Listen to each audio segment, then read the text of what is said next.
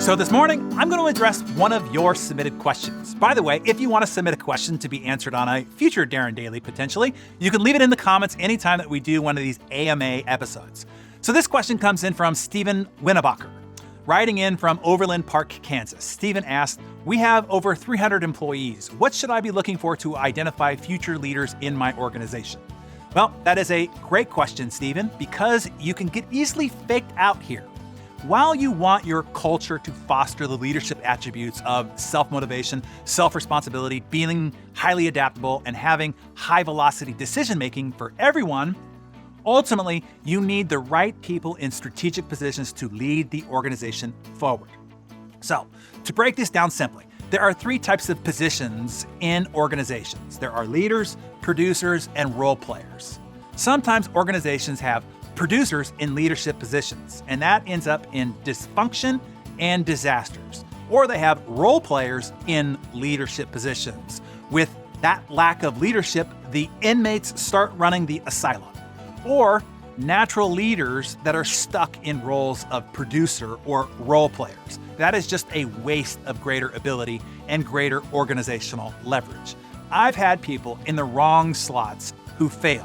And I've had people who, when moved to the right slots, flourished. The same people, just put in the right spot. Getting this right is extremely important to building and driving a high-performance organization.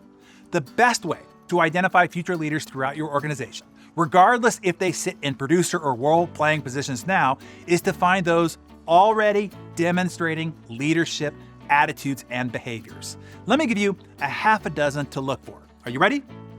Everybody's going to want to write these down, either to better display or to better find leaders in your organization. Number one, initiative. Future leaders don't assume that other people are in charge and wait to be told what to do. They see what needs to be done to make things better, to make things easier, to make things more efficient, to speed up progress towards goals, and they just do it. Most people have an avoidance mindset. They avoid taking on more and pushing responsibility up the management chain versus taking ownership. Number two, they think strategically. They ask questions, they make suggestions, they come with ideas. They are looking and they're listening and they're thinking beyond their role. Most team members take a narrow view of their role. Future leaders look beyond their assigned role to see what needs to be done on the whole to win. And they take action on it, going back to number one. Number three, resilience. Stress is always the best test. Difficulty, crisis, setbacks, failures, and defeats reveal character. Adversity doesn't necessarily bring out the worst in people, but the essence of people. Under pressure, people fall back to their true character set point.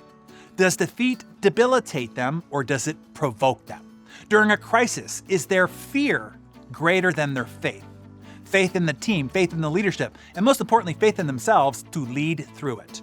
Do they curse the dark or do they help look for the light switch? Number four, communication. A great way to spot natural leaders within your organizations is to pay attention to how they communicate with their colleagues. Do they communicate clearly and with confidence? Are they listened to and respected by others? Does their voice carry weight and have influence? Do they come to meetings prepared? Do they actively speak up, inquire about specifics, ask questions that others are thinking but might be too timid to ask, and make constructive suggestions? Do they speak with empathy and optimism and encouragement? Do they praise and amplify others, as well as challenge and hold others to account? And the big one, EQ. Do they have strong emotional intelligence, industry knowledge, technical expertise, financial acumen, strategic prowess, and personal charisma have very little to do with effective leadership. The one thing 90% plus of high-performing leaders have in common is a high emotional quotient, or EQ.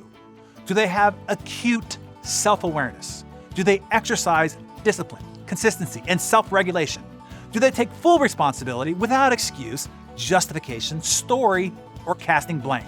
Do they have an acute awareness of the feelings, thoughts, and attitudes of others? Who is the person that people usually go to for advice or assistance? Who does the team already respect and trust? that can point you towards a potential leader. And then number 6, loyalty. Even if you have found many people who meet the first 5 criteria that I've outlined here, now you want to assess loyalty and longevity. Are they a patriot or a mercenary? Are they doing a short tour of duty or are they a careerist? Growing and further developing leaders requires an investment, a big investment, not just in training, but in time, your time as the alpha of the tribe. And you are bestowing authority to them. This will give them emotional influence over the organism.